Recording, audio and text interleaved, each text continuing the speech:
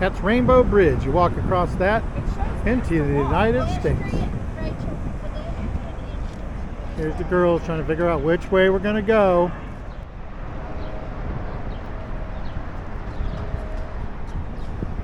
Staying on the bridge over Niagara Falls. I'm not wet yet. Okay, now from the Canadian side.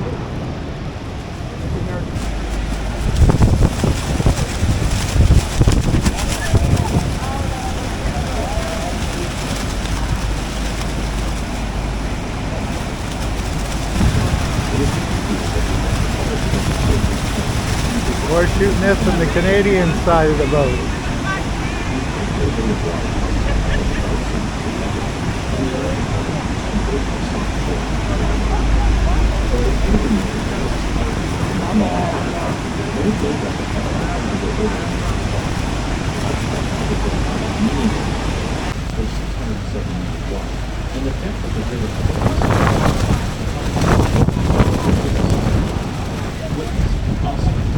Beauty and power of Niagara Falls.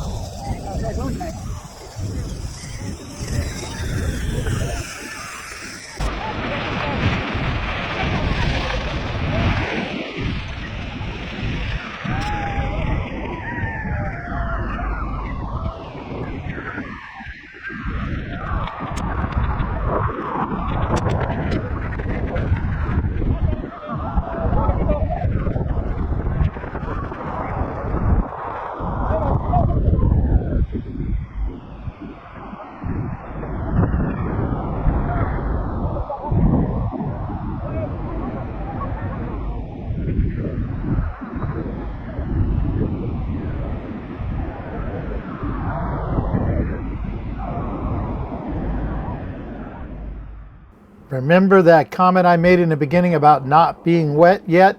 Well, I'm wet now. You're gonna get wet.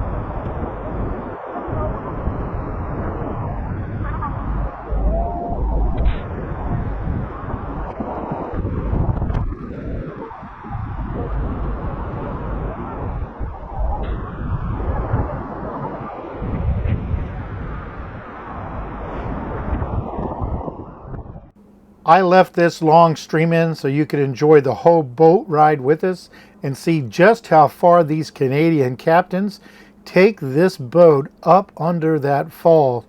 I'm going to slide a still shot in here just showing you how close they really get. We have survived the drenching and now we're on our way back to the dock. So this is a zip line. They get on this zip line and they zip line down to the bottom of the falls. So we're waiting to see if the first victim's ready to go. I mean the first rider's ready to go.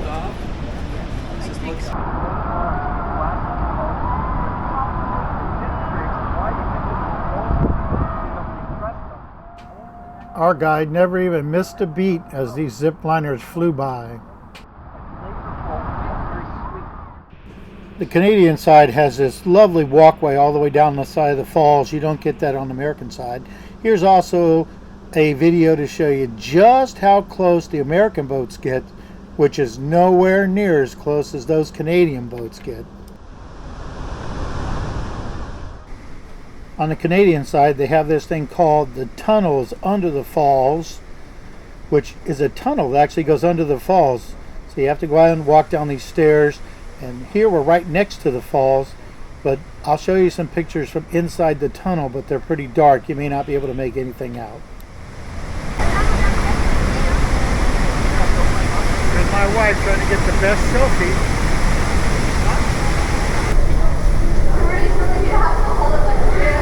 So we're in a tunnel under the falls. So let's see if I can get you a picture out the window.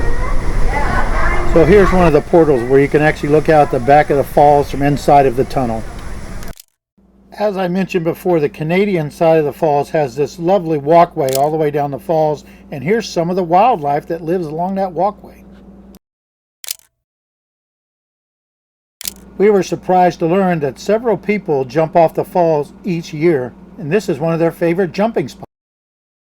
You told me big. Here we are inside of the restaurant here at Niagara Falls. I knew Phoebe was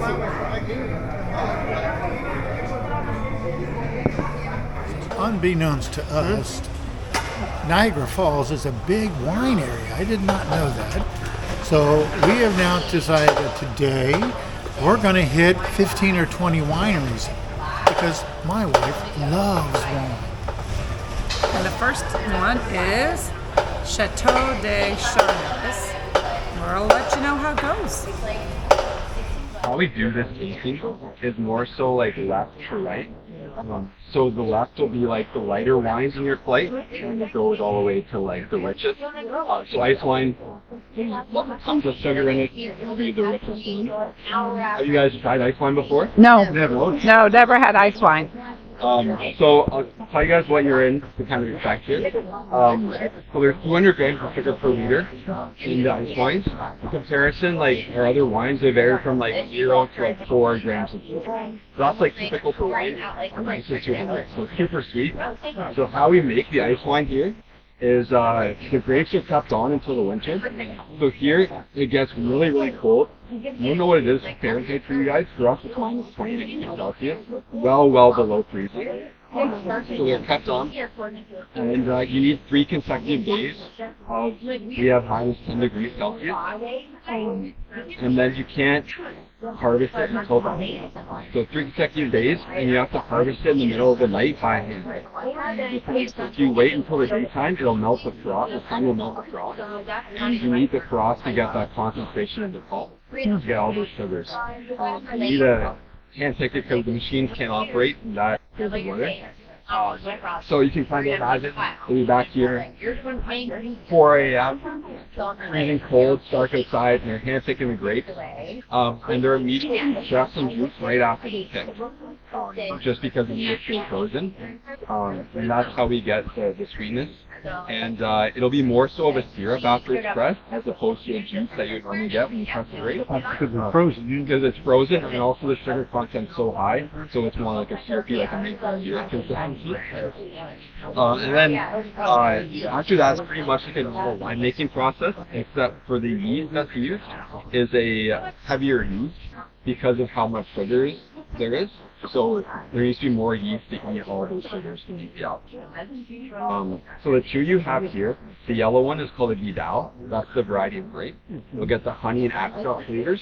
And then with the reddish one, this is a Cabernet ice wine. So notice it's not like a typical Cabernet color. That's what happens through the process of making the ice wine. But you'll get like a strawberry jam flavor with the Cabernet ice wine. So they're super good. 10% of our production here is ice wine. It's pretty popular just because here in Niagara, we're one of the only places in the world that you can make ice wine because our summers are hot enough to grow good grapes, but also our winters are cold enough that you can make ice wine. Here we are at the great Wayne Gretzky's estate. I'm sure he doesn't live here.